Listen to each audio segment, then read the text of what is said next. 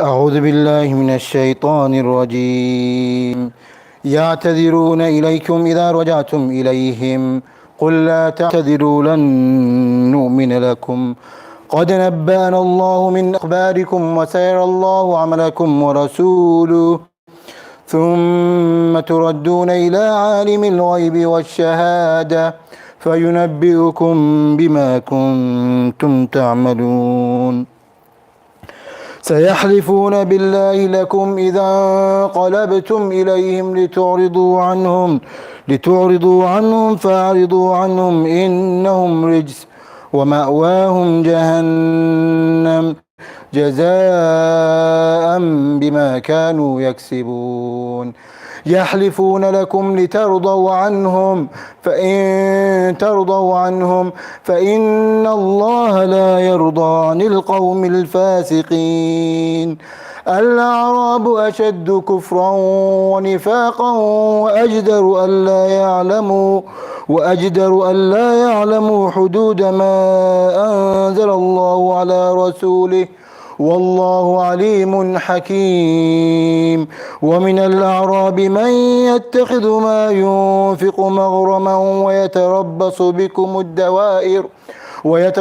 بكم الدوائر عليهم دائرة السوء والله سميع عليم. ومن الأعراب من يؤمن بالله واليوم الآخر ويتخذ ما ينفق قربات عند الله وصلوات الرسول ألا إنها قربة لهم سيدخلهم الله في رحمته إن الله غفور رحيم. والسابقون الأولون من المهاجرين والأنصار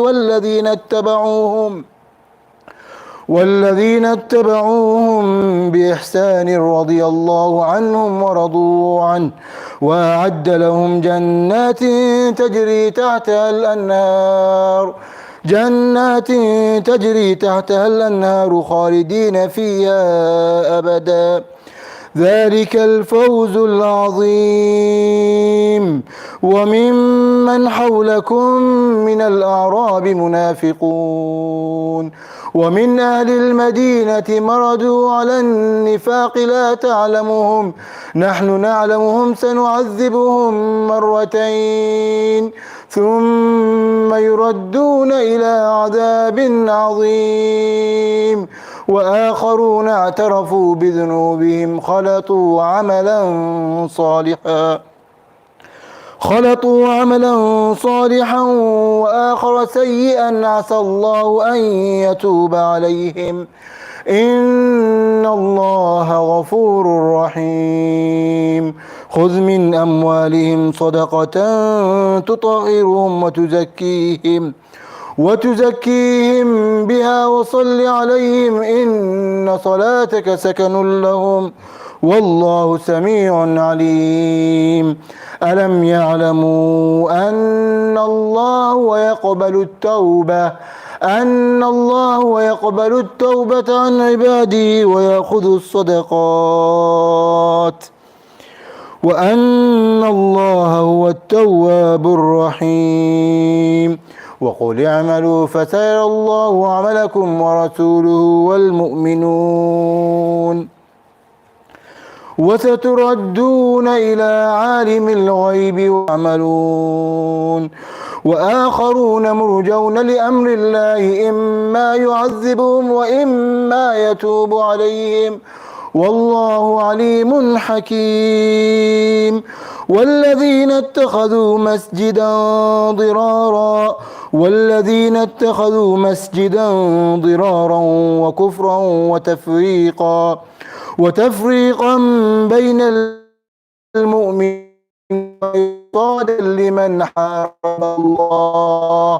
وإرصادا لمن حارب الله ورسوله من قبل وليحلفن إن أردنا إلا الحسنى والله يشهد إنهم لكاذبون. لا تقم فيه أبدا لمسجد أسس على التقوى من أول يوم أحق أن تقوم فيه رجال يحبون أن يتطهروا والله يحب المطهرين أفمن أسس بنيانه على تقوى من الله ورضوان خير أم من أسس بنيانه على شفا جرف نهار فانهار به في نار جهنم والله لا يهدي القوم الظالمين لا يزال بنيانهم الذي بنوا ريبة في قلوبهم إلا أن تقطع قلوبهم والله عليم حكيم.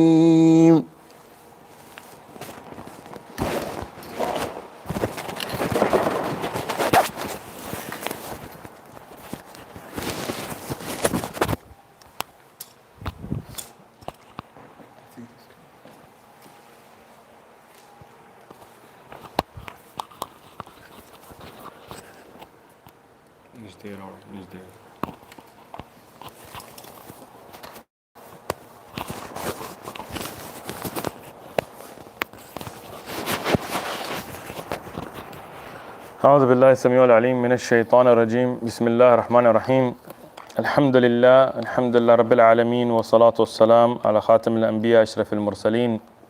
Surah At-Tawbah, the distinct surah in the Quran, and has many themes in the surah, but one of them regarding the Battle of Tabuk, which was a very historic incident, and many of the people that were able to go stayed behind.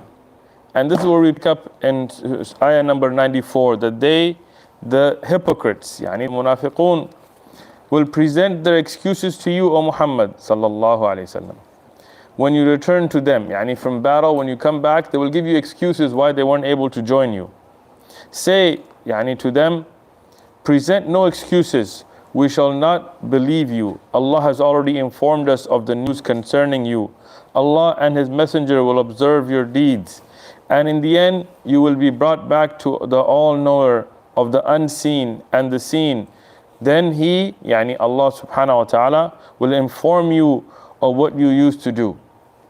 From the bab of tafsir, Imam At-Tabari has explained from rawayat that this was regarding some of the munafiqun who tried to hinder the cause of Islam, and they themselves stayed behind and encouraged others to stay behind. And when the Prophet ﷺ came back, out of the softness of his heart and his akhlaq, he would accept their excuses.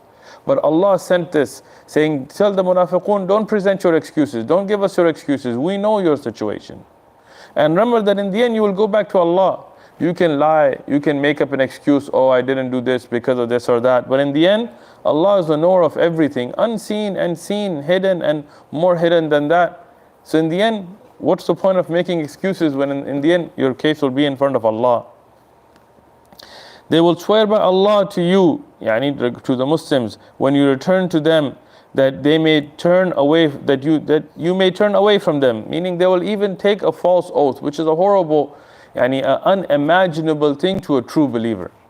When you say, Wallahi, you're swearing by Allah. How can you lie upon Allah? When you go in front of Allah and Allah asks you, that day you took my name and you swore by my honor, how did you lie? What will you answer to Allah? So the Muslims, they never take lightly, but the munafiq, the hypocrite, they do. So he said they will swear by Allah just so you can turn away from them, so you don't blame them for not going. Surely they are rijs, they are najis. There is a impurity, that is a spiritual impurity, which we call the najasa ma'nawiyya. This is a spiritual impurity because of their evil deeds. And hell is their dwelling place, a reward for what they used to earn. They, the hypocrites, swear to you Muslims that you may be pleased with them.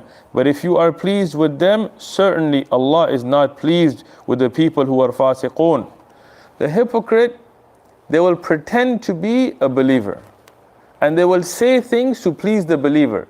Even if you look at the corrupt politicians, many times they will praise the Quran, they will praise the Prophet ﷺ, they will set up ways to try to make the believers, the true mu'min, think they are on your side. But Allah knows what's in their hearts, and Allah will be not pleased with them. The Bedouins are the worst in disbelief and hypocrisy, and more likely to be in ignorance of the limits of Allah subhanahu wa ta'ala's commands and laws, which Allah has revealed to His Messenger, and Allah is the all-knower and all-wise. Here, Al-A'rab refers to the Bedouins of that time. Even though many Bedouins were great Muslims, many of them became great scholars, many of them became experts in the Quran and so on. But the essence was, these were a people who liked being ignorant. They didn't like to learn. They liked the way they were. And from the bab of tafsir, it's a lesson for us that those who stay away from knowledge, those who stay away from learning and trying to benefit, then usually these are the people that they are the most stubborn. They are the strictest on their kufr. Why? Because they don't open their minds to knowledge. And of the Bedouins, there are some who look upon what they spend in Allah's cause as a fine and watch for calamities for you, and them there is calamities of evil, and Allah is all hearer and all knower. So there are some who look upon what they spend as a fine. When they spend in zakat, they think it as if there is like a hardship being put on them. What is zakat? What is sadaqah? What is giving fi sabilillah? Allah doesn't need anything. Allah is ghani. He is not in need of anybody. This is to help your fellow brother. Zakat is given to the poor when you have enough money, and this is the haqq of the poor. But some people see it as a burden, and they try to look for calamities to befall the Muslims. So Allah is saying that there is a great calamity for them waiting because of the evil that they did. And Allah is the all-hearer and all-knower. And of those Bedouins, there are some who believe in Allah and the last day, and look upon what they spend in the cause of Allah as a means of nearness to Allah and cause of receiving the messenger's invocation, dua and supplication. Indeed, these spendings in Allah's cause are a means of nearness for them, and Allah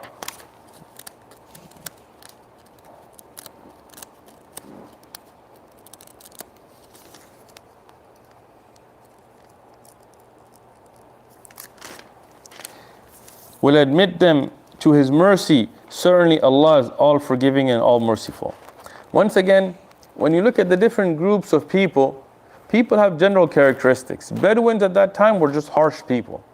They were people that lived outside the cities. They didn't like to learn. They didn't like to develop their minds. They weren't open usually. But Allah subhanahu wa ta'ala is telling us, no, but there are from them as well those who believe in Allah, who believe in the last day. They see the reality, which is zakat and giving fi sabilillah, is a means of getting close to Allah, a means of getting the dua of Rasulullah sallallahu alaihi wasallam, a means of getting the shifa of Rasulullah sallallahu alaihi wasallam on the Day of Judgment. So don't judge a people because of the majority. They always remember that not all people are the same, even from one race or one tribe or one people. And the foremost to embrace Islam of the Muhajirun, those who made hijrah, and the Ansar, those are the people of Medina who gave nusrah to them, and also those who followed them in faith, those others who in iman followed them. Allah is well pleased with them as they are well pleased with Him. And He has prepared for them gardens under which the rivers flow, and dwell therein forever they will. And that is the supreme success. Here we have a beautiful ayah that is a proof that the Sahaba radiallahu anhum are those that Allah is pleased with. Those that made hijrah. And who made hijrah? Abu Bakr, Umar, Uthman, Ali radiallahu anhum, Abdurrahman bin Auf, Ubayd bin Jarrah, these famous Sahaba, they are the ones who made hijrah. With all of the Sahaba that made hijrah, the Muhajirun, and who were the Ansar? And if you look at those that gave nusrah to them from Medina, Allah subhanahu wa ta'ala is pleased with them. And those from the Sahaba that followed them, and those that followed them in goodness after that, in Iman. So this tells us that Sahaba in general are those that Allah is pleased with. So to curse the Sahaba or to speak ill of the Sahaba, those that made hijrah and gave nusrah, those that Allah subhanahu wa ta'ala has praised in the Quran, is to deny the Quran itself. Is to deny the Quran. So to curse Abu Bakr and Umar and Uthman and Ali radiallahu anhum is to go against the Quran. And amongst the Bedouins around you, some are hypocrites, and so are some amongst the people of Medina who persist in hypocrisy.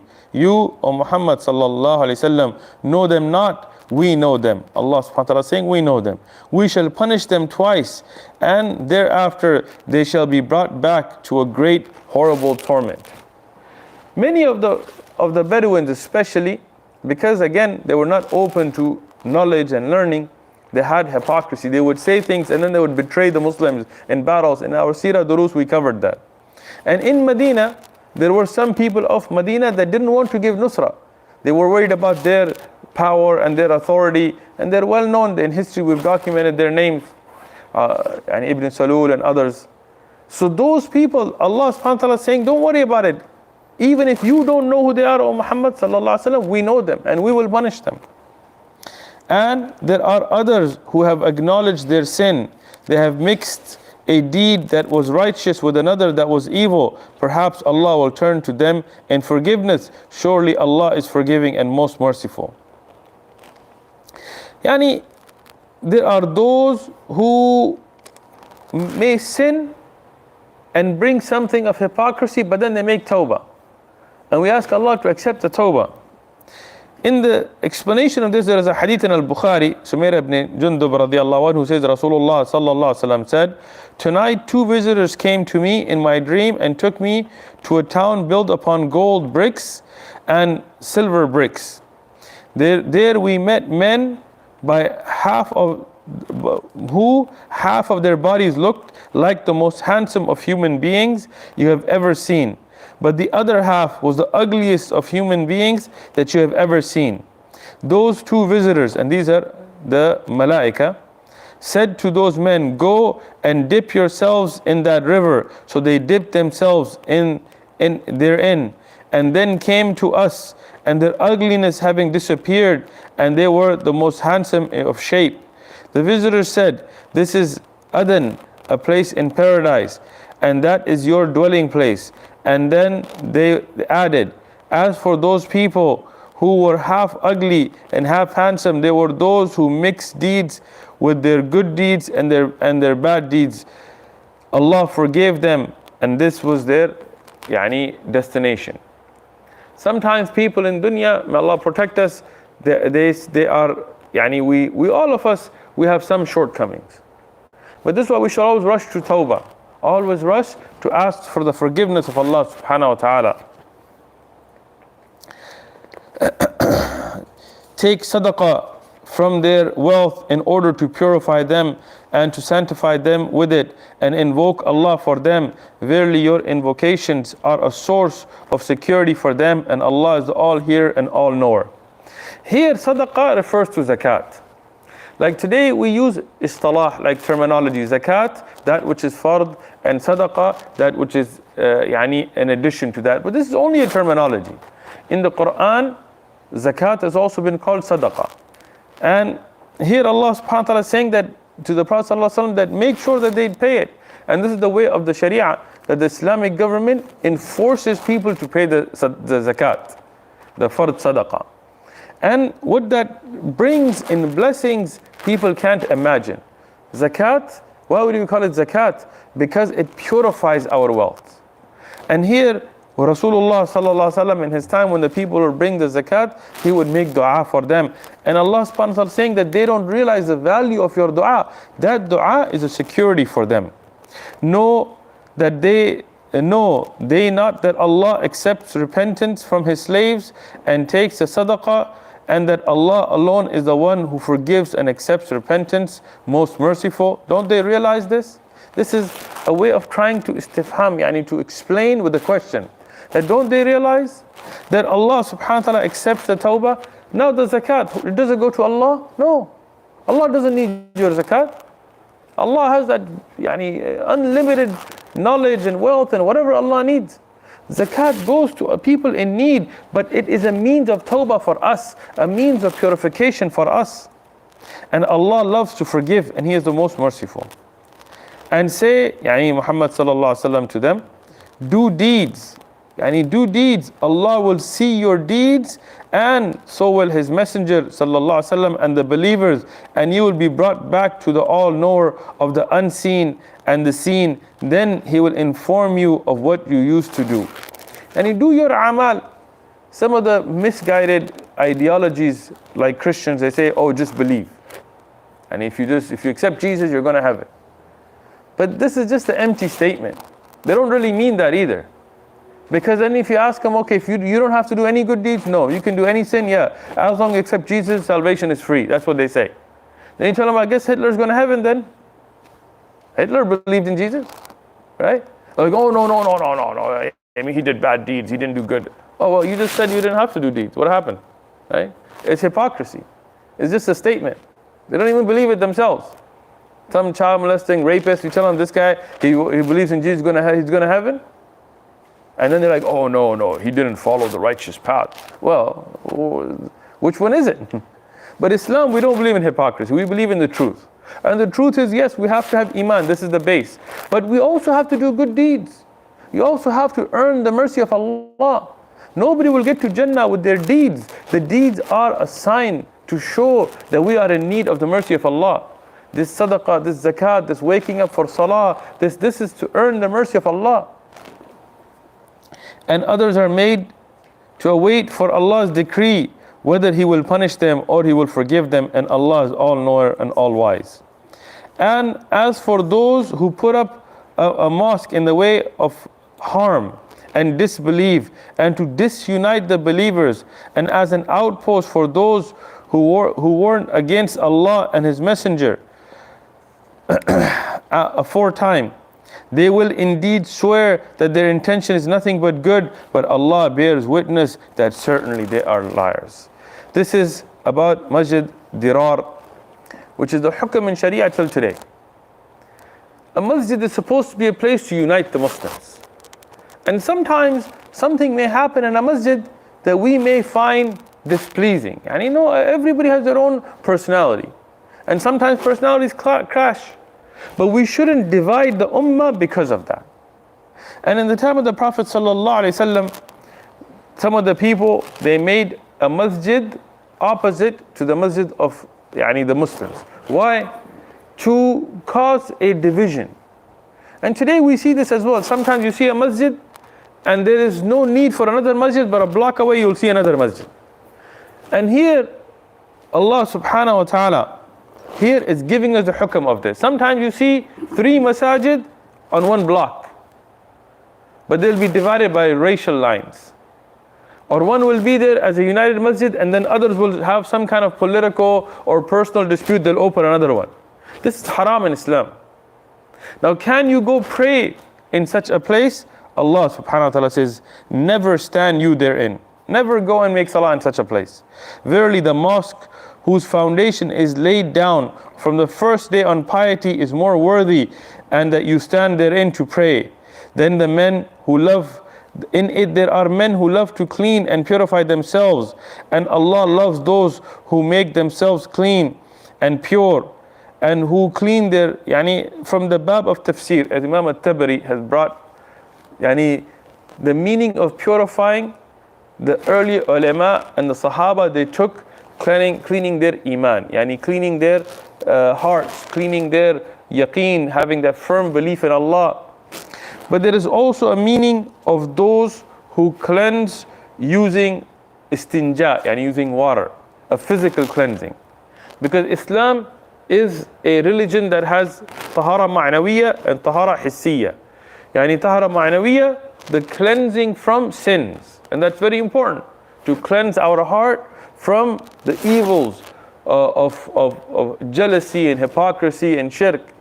But there is also physical. Islam is a very clean religion, making istinja, using water.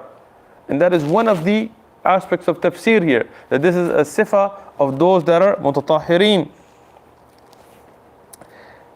And is it then he who laid the foundation of the building on piety for Allah and His good pleasure better, or he who laid the foundation of the building on the brink of an undetermined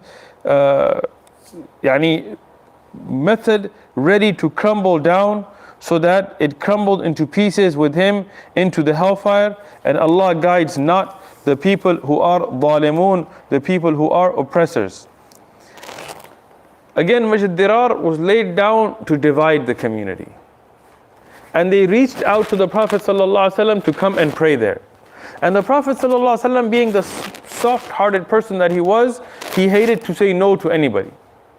So he intended to go and pray there, and if he prayed there, then it would have further divided the Muslims. Because then they would have said, oh, well, the Prophet prayed there, sallallahu alaihi wasallam. So then Allah subhanahu wa ta'ala ordained in the Quran that no, never, you cannot go make salah there. And this is the hukam for every Masjid Dirar. It's haram to go make salah there. You have to make salah in the masjid that's built on taqwa, the masjid that's built for unity, not one that's intent is to divide the ummah. The building which they built will never cease to be a cause of hypocrisy and doubt in their hearts, unless their hearts are cut into pieces, death. And Allah is the all-knower and all-wise. Here Allah subhanahu wa ta'ala says that those types of masajid that are built for darar, for harm, they will never be a cause of good. Even until those people die, if they stick to that, they will never benefit from it. May Allah subhanahu wa ta'ala unite the Muslims upon Quran wa Sunnah wa Tawheed.